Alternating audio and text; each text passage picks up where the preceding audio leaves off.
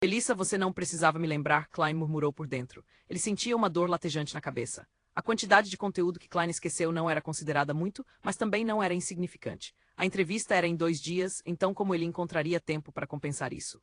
Além disso, ele estava envolvido em uma atividade paranormal tão estranha, então como seria possível que tivesse vontade de revisar? Klein deu à irmã uma resposta superficial e começou a estudar. Melissa mudou uma cadeira para sentar ao lado dele. Com a luz da lâmpada a gás, ela iniciou suas tarefas. A atmosfera era serena. Quando eram quase 11 horas, os irmãos falaram boa noite e foram para a cama. Knock, knock, knock, batidas na porta despertaram Klein de seus sonhos. Ele espiou pela janela para ver o primeiro vislumbre do amanhecer. Atordoado, virou e sentou-se. Quem é já essa hora? Porque Melissa não me acordou? Sou eu.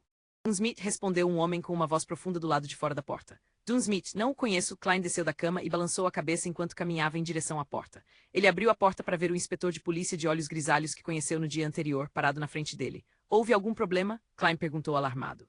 O policial respondeu com um olhar severo. Encontramos um motorista de carruagem. Ele testemunhou que você foi à casa do Sr. Welsh no dia 27, no dia em que o Sr. Welsh e a Naya morreram. Além disso, o Sr. Welsh foi quem pagou seu transporte. Klein ficou assustado. Ele não sentiu um tom de medo ou culpa que esperava ao ter suas mentiras expostas. Foi porque ele nem estava mentindo. De fato, ficou surpreso com as evidências fornecidas por Dunsmith. No dia 27 de junho, Wes Klein foi mesmo à casa de Welsh. Na noite em que voltou, ele se matou igual a Welsh e Naya. Isso é evidência insuficiente. Não é uma prova direta que estou associado à morte de Welsh e Naya. Sendo sincero, também estou muito curioso sobre todo o incidente. Quero saber o que exatamente aconteceu com meus dois pobres amigos. Mas eu não consigo mesmo me lembrar. Na verdade, esqueci quase tudo o que fiz no dia 27. Você pode achar difícil de acreditar, mas confiei por completo nos diários que escrevi para adivinhar que fui à casa de Welsh no dia 27, disse Klein com um sorriso forçado.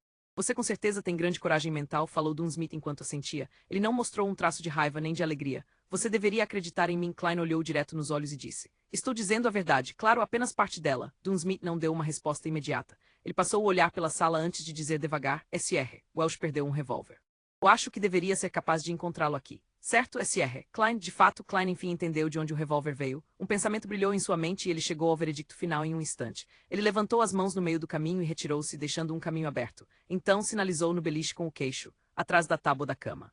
Ele não mencionou especificamente que era a inferior, pois no geral ninguém escondia coisas na parte de trás na superior. Isso seria óbvio demais e os hóspedes perceberiam rápido. Dunsmith não avançou. Os cantos de sua boca tremiam quando ele perguntou. Nada a acrescentar. Sem hesitar, Klein respondeu. Há algo.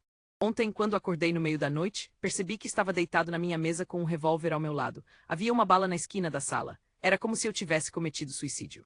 Mas devido à falta de experiência de nunca ter usado uma arma, ou talvez estivesse com muito medo no momento final de qualquer forma, a bala não alcançou o resultado desejado. Minha cabeça ainda está em seu lugar. Eu ainda estou vivo. E desde então perdi algumas lembranças, incluindo o que vi e fiz na casa de Welsh no dia 27. Eu não estou mentindo. Eu não me lembro mesmo.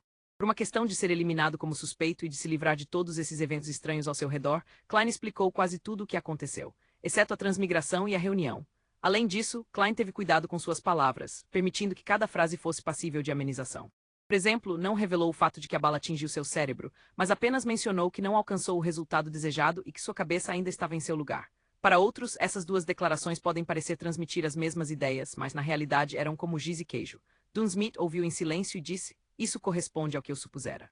Também corresponde à lógica oculta de incidentes semelhantes no passado. Claro, não tenho ideia de como você conseguiu sobreviver. Fico feliz que você acredite em mim. Também não sei como sobrevivi. Klein deu um pequeno suspiro de alívio. Mas Dun lançou uma conjunção. Não adianta acreditar em você. Você é no momento o principal suspeito. Você deve ser checado por uma especialista para confirmar que esqueceu o que passou mesmo e que não tem nada a ver com a morte do Sr. Welsh e da Naya. Ele tossiu, sua expressão tornando-se séria. Sr. Klein, busco sua cooperação para vir comigo à delegacia para a investigação. Isso deve levar cerca de 2 a 3 dias se for confirmado que não há problemas com você. A especialista está aqui? Klein perguntou de volta com um rosto inexpressivo. Eles não disseram que levaria mais 2 dias? Ela veio mais cedo do que o esperado. Dun virou-se de lado, sinalizando para Klein sair. Permita-me deixar uma nota, Klein solicitou. Benson ainda estava fora e Melissa estava estudando. E só podia deixar um bilhete para informá-los de que envolveu-se em um incidente associado a Welsh para que eles não se preocupassem. Dun assentiu, mal se importando. Tudo bem, Klein voltou para a mesa. Ao procurar papel, começou a pensar no que estava prestes a ocorrer. Sendo sincero, ele não queria conhecer a especialista. Afinal, ele tinha um segredo maior. Um lugar onde havia 7 igrejas principais, sob a premissa de que o imperador Roselli, suspeito de ser um transmigrador sênior, foi assassinado, algo como transmigração geralmente significava ter que ir a tribunal e ser julgado. Mas sem armas, habilidades de combate ou superpoderes, ele não era páreo para um policial profissional. Além do mais, alguns dos subordinados de Dune estavam ocultos lá fora. Depois que eles sacarem suas armas e atirarem em mim, estarei acabado. Darei um passo de cada vez. Klein deixou o bilhete, pegou as chaves e seguiu Dunn pela sala. Ao longo do corredor escuro, 4 policiais de uniforme xadrez preto e branco dividiram-se em pares e os guardaram dos dois lados. Eles estavam muito alertas. Tap, tap, tap. Klein seguiu ao lado de Dunn enquanto desciam as escadas de madeira que às vezes rangiam em protesto. Do lado de fora do apartamento havia uma carruagem de 4 rodas. No lado da carruagem havia um emblema da polícia com 2 espadas cruzadas e uma coroa. Seus arredores estavam lotados e movimentados de barulho, como de costume. Continue e suba. Dunn sinalizou para Klein ir primeiro. Klein estava prestes a avançar quando um vendedor de ostras de repente pegou um cliente e alegou que ele era um ladrão. Ambas as partes lutaram e desencadearam uma resposta dos cavalos, causando um grande caos. Uma oportunidade. Não havia muito tempo para Klein pensar. Ele inclinou para a frente e correu em direção à multidão. Empurrando ou esquivando-se, ele escapou freneticamente para o outro lado da rua.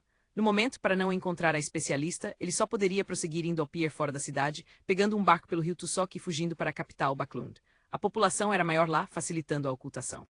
Claro, ele também poderia pegar um trem a vapor, ir para o leste até o porto de Imat mais próximo e seguir a rota marítima para Pritz, depois para Backlund. Pouco tempo depois, Klein chegou a uma rua e virou-se para a Rua Cruz de Ferro. Havia várias carruagens que poderiam ser contratadas. Para o pier fora da cidade, Klein estendeu a mão e pulou em uma das carruagens.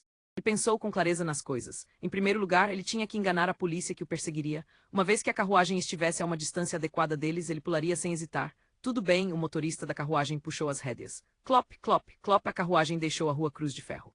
Quando Klein estava prestes a pular da carruagem, percebeu que ela havia pego outra estrada. Não estava saindo da cidade. Onde você está indo? Klein deixou escapar em seu olhar momentâneo. Para a casa de Welsh, o motorista da carruagem respondeu em um tom monótono. O que? Klein estava sem palavras. O motorista da carruagem virou-se, expondo seus olhos cinzentos e frios. Era Dunn Smith, o policial de olhos cinzentos. Você? Klein ficou perturbado. De repente, tudo virou um borrão, como se o mundo girasse ao seu redor enquanto sentava-se. Sentava-se. Klein olhou em volta, confuso. Ele notou a lua carmesim do lado de fora da janela e a sala estava coberta por um véu vermelho. Ele estendeu a mão para sentir a testa. Estava úmida e fria. Suor frio. Suas costas estavam iguais. Foi um pesadelo, Klein suspirou. Tudo está bem, ele achou estranho. Ele tinha uma mente bem consciente em seu sonho e era capaz de pensar com calma. Depois de acalmar-se, Klein olhou para o relógio de bolso. Eram apenas 2 da manhã. Ele saiu da cama em silêncio e planejava ir para o banheiro, onde poderia lavar o rosto e esvaziar a bexiga. Ele abriu a porta e caminhou pelo corredor escuro. Sob o escuro luar, caminhou em silêncio para o banheiro. De repente, ele notou uma silhueta do lado de fora da janela no final do corredor. Aquela silhueta usava um blusão preto mais curto que um casaco, mas mais longo que uma jaqueta. Essa silhueta estava meio camuflada na escuridão, banhando-se com o luar carmesim. Aquela silhueta girou sem pressa, seus olhos profundos, cinzentos e frios, Dunn Smith.